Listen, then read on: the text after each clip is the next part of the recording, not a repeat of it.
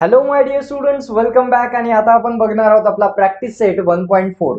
तर स्टुडंट, जो आपण अगोदर थेरम बघितला होता, when two triangles are similar their ratio of area of both triangles is equal to the square of corresponding side. म्हणजे आपल्याला ज्या थेरम मध्ये जे सांगितलं होतं की दोन ट्रायंगल्स असतील, ते दोन ट्रायंगल जर का सिमिलर असतील तर त्यांचे रेशो जर आपण घेतले एरियाचे तर ते इक्वल असतील त्यांच्या करस्पॉन्डिंग साइडच्या स्क्वेअरशी.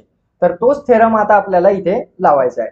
तर बघा, फर्स्ट क्वेश्चन काय दिलेला आहे, the ratio of corresponding side दिलेले आहेत, त्यांचा म्हणजे रेशो दिलेला आहे 3:5. Then find the ratio of their area. Area काढायचं सांगितलंय. तर बघा, आता इथे सुरुवात करू आपण. बघा, एरिया ऑफ ट्रायंगल कन्सिडर करू. एबीसी आणि पीक्यूआर दोन ट्रायंगल घेऊ. Area of triangle ABC and PQR, area of triangle PQR, हे दोन ट्रायंगल आपण घेणार. तर आता यामध्ये triangle ABC is similar to triangle PQR. आता हे दोन ट्रायंगल जर का सिमिलर असतील तर त्यांचे रेशो एरियाचे, area of triangle ABC upon area of triangle PQR equals to काय राहील, यांच्या करस्पॉन्डिंग साइड्स. आता करस्पॉन्डिंग साइड्स म्हणजे ह्या त्यांचा रेशो दिलेला आहे. म्हणजे करस्पॉन्डिंग साइड जर असतील ए बी आणि पी क्यू तर यांच्या स्क्वेअरच्या इक्वल असतो त्यांचा एरियाचा रेशो. हे आपण कालच्या थेरम मध्ये बघितलं होतं. आणि याच साइड्सचे आपल्याला व्हॅल्यू दिलेली आहे, सपोज 3 आणि 5. सो 3/5 म्हणजे आपल्याला यांचा स्क्वेअर घ्यावा लागेल. 3 चा स्क्वेअर अपॉन 5 चा स्क्वेअर. सो 3 चा स्क्वेअर येतो 9 आणि 5 चा स्क्वेअर येतो 25.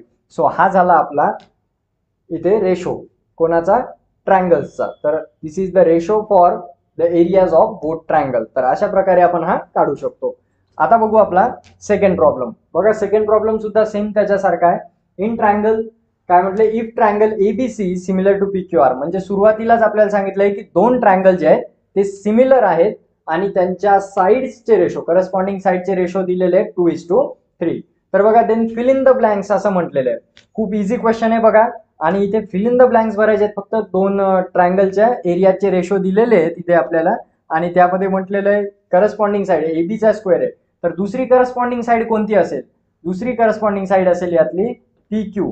म्हणजे आपल्याला पी क्यूचा स्क्वेअर घ्यावा लागेल. आणि जर का यांच्या रेशोचे स्क्वेअर घेतले तर आन्सर काय येईल, 2 चा स्क्वेअर येतो 4 आणि 3 चा स्क्वेअर येतो 9. तर अशा प्रकारे बघा, 4/9 this is the ratio of areas of both triangles. आणि हे कशावरून लिहिलं होतं आपण, थेरम वरून. काल जो थेरम बघितला होता तो थेरम काय आहे एकदा रिमाइंड करू आपण. तर बघा, कालचा जो थेरम होता, when two triangles are similar. काय म्हटलंय बघा, when two triangles are similar, जेव्हा दोन ट्रायंगल सिमिलर असतात, देन द रेशो कशाचा रेशो घेत असतो आपण, ratio of area of those triangle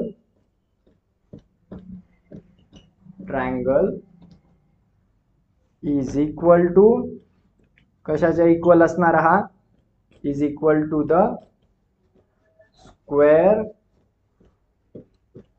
of their corresponding